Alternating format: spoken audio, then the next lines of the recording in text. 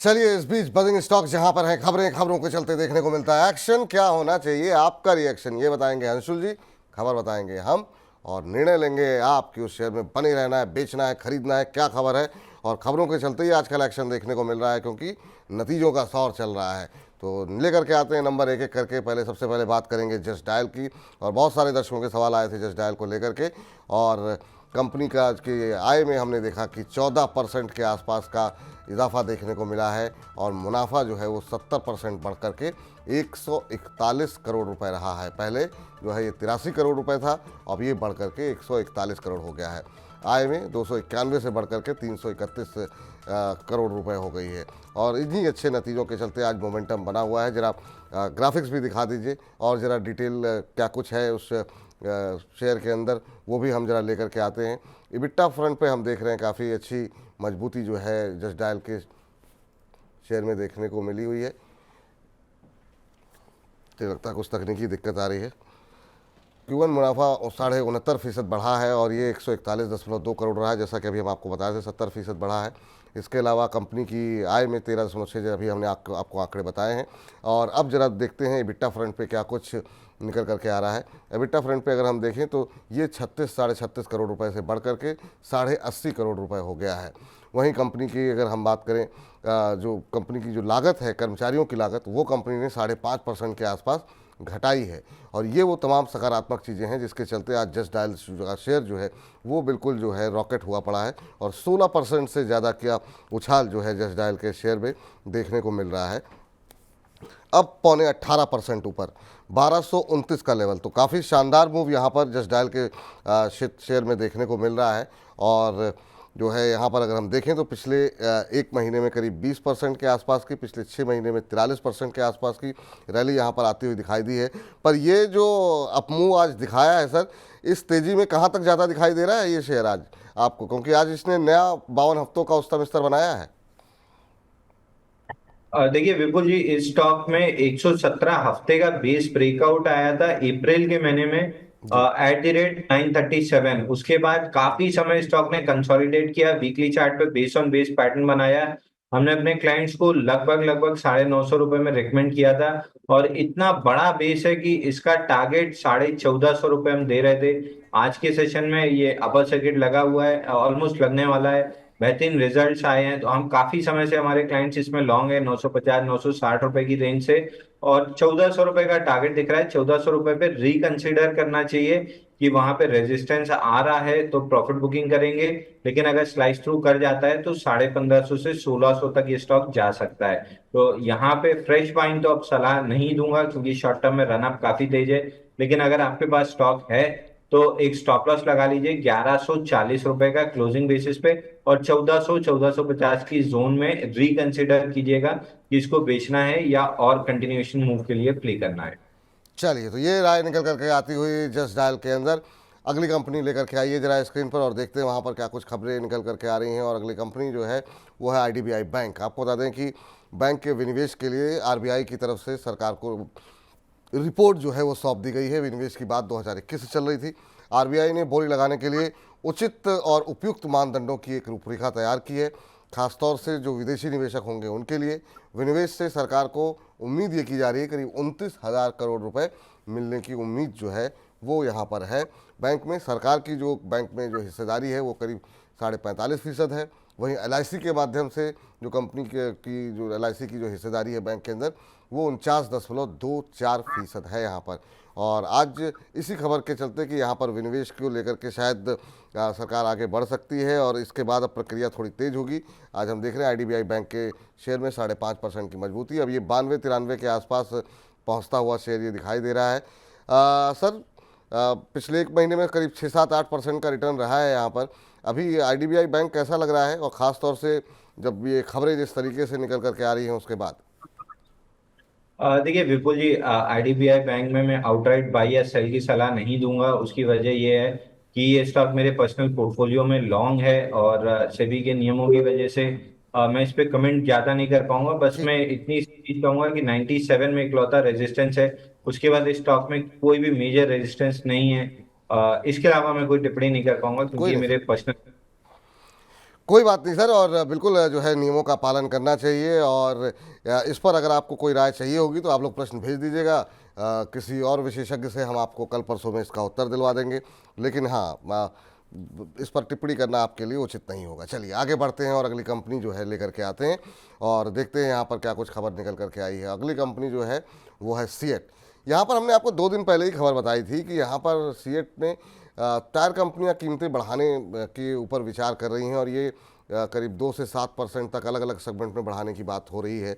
और उसके बाद से ही तेज़ी सीएट के अंदर बनी हुई है। तकनीकी चार्ट्स पर भी शेयर के अंदर एक ब्रेकआउट जैसी स्थिति दिखाई दे रही है। शेयर अपने 50 डे और 100 डे के मूविंग एवरेज के ऊपर इस समय कामकाज करता हुआ, क्रूड में भी नरमी थोड़ी सी आती हुई उसका भी असर है यहाँ पर। प्रभुदास लीलाधर की तरफ से शेयर पर लक्ष्य बढ़ा करके अब 3350 रुपये कर दिया गया है। ये तमाम उन खबरों के चलते, इन तमाम बातों के चलते आज शेयर में अच्छा मोमेंटम देखने को मिल रहा है। करीब जो है अगर शेयर पे नज़र डालें तो काफ़ी मजबूती है, करीब 4% ऊपर अब 2834 का लेवल जो है वो देखने को मिल रहा है। सीएट में सर क्या मोमेंटम को प्ले करना चाहिए, या आपको लगता है कि अभी थोड़ा वेट करना चाहिए? आपकी राय क्या होगी सीएट को लेकर के, ये जो मजबूती है उसको देखते हुए? देखिए सीएट में 120 दिन का कप एंडल पैटर्न की फॉर्मेशन हो रही है, और ये अपने जैसे आपने कहा मूविंग एवरेजेस तीनों 150 और 20 डे मूविंग एवरेज से जस्ट टेक ऑफ करना स्टार्ट किया है। तो इसको आप इस तरीके से समझ सकते हैं कि फ्लाइट रनवे से अभी जस्ट उड़ी ही है, अभी आसमान में भी नहीं पहुंची है। तो यहाँ से फ्रेश बाइंग की जा सकती है। जो टारगेट दिया है 3350 का, वो टेक्निकल ब्रेकआउट का टारगेट भी लगभग उसी से मैच कर रहा है, 3300 रुपए का टारगेट है। तो यहाँ से फ्रेश बाइंग करना चाहिए। ऊपर में ब्रेकआउट जब कंफर्म होगा 2930 के ऊपर, तो और ऐड करना चाहिए। 3300 रुपए का शॉर्ट टर्म टारगेट रहेगा, जो लगभग 1.5 से 2 महीने में अचीव हो जाना चाहिए।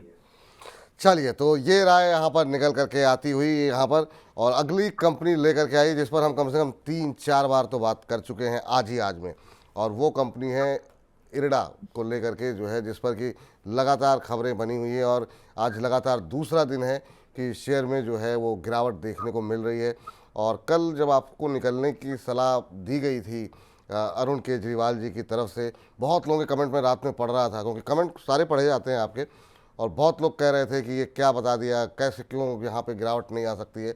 और 2 दिन के अंदर 10% से ज़्यादा का करेक्शन यहाँ पर आ चुका है। और वो करेक्शन आज तब देखने को मिला जबकि शेयर के अंदर एक पॉजिटिव खबर भी थी।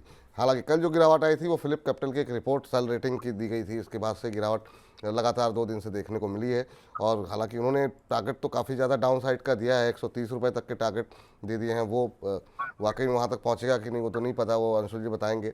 लेकिन खबर आज पॉजिटिव क्या थी यहाँ पर वो आपको बता देते हैं कि एसजेवीएन के साथ मिलकर के नेपाल के अंदर एक प्लांट लगा रही है कंपनी। 290 करोड़ वहाँ पर जो है वो निवेश किए जाएंगे।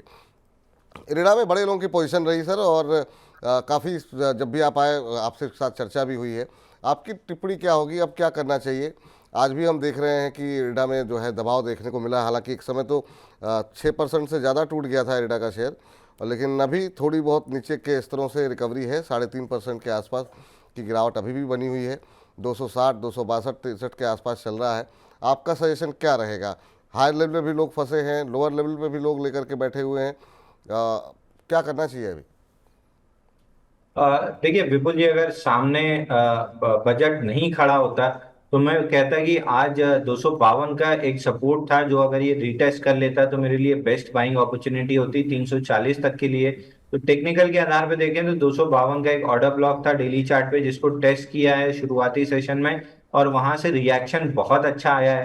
तो स्टॉक में 326 340 तक के टारगेट निकल के आ रहे हैं, लेकिन सामने बजट खड़ा है जो बड़ा इवेंट है। वही इकलौती वजह है कि मैं बाई सजेस्ट नहीं कर पा रहा हूँ। लेकिन जो करेक्शन एक्सपेक्टेड थी 3 दिन की, वो आ चुकी है। जो सपोर्ट एक्सपेक्टेड था उसको टेस्ट कर लिया है। सपोर्ट से जैसा रिएक्शन एक्सपेक्टेड था वैसा रिएक्शन भी स्टॉक दे रहा है। लेकिन अगर बजट नहीं होता तो मैं आउटराइट आपसे कह देता, बिल्कुल आज का लो के नीचे स्टॉप लॉस लगा के बाई कर लीजिए। 340 रुपए जाएगा। तो जिसको बजट से तकलीफ नहीं है, मुझे बहुत ज्यादा तकलीफ है। अगर आपको तकलीफ नहीं है तो करंट मार्केट प्राइस से बाई कर लीजिए। 340 का भाव आपको प्रोबेबली हफ्ता 10 दिन में मिल जाएगा। कंडीशनल बाई है। अगर आपको बजट और उसकी वॉलेटिलिटी से डर नहीं लगता तो बिल्कुल बाई कीजिए। मुझे बहुत डर लगता है, मुझे अपनी कैपिटल प्रोटेक्ट करना सबसे प्राइम इंपॉर्टेंस होती है। तो मैं फिलहाल अवॉइड करके चलूंगा। चलिए, तो ये राय निकल करके आती हुई इरिडा के अंदर। लेकिन हालांकि ये जो हमारा सेगमेंट होता है, इसमें हम किसी दर्शक के प्रश्न का उत्तर नहीं देते हैं, खबरों पर ही फोकस करते हैं। लेकिन संगम छठवाल जी ने मनी 9 को 100 रुपये भेजे हैं और कह रहे हैं प्लीज़ मेरा सवाल जो है इसी सेगमेंट में ले लीजिए।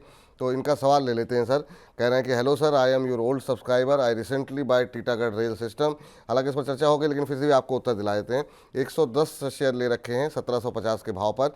अब वो कह रहे हैं कि अगले 3 महीने के लिए यहाँ पर लक्ष्य क्या हो सकता है। अभी अगर हम टीटागढ़ के भाव की अगर हम बात करें तो ठीक ठाक नुकसान हो चुका है इनको। 1629 का भाव अब देखने को मिल रहा है, 4.5% आज टूटा है ये शेयर।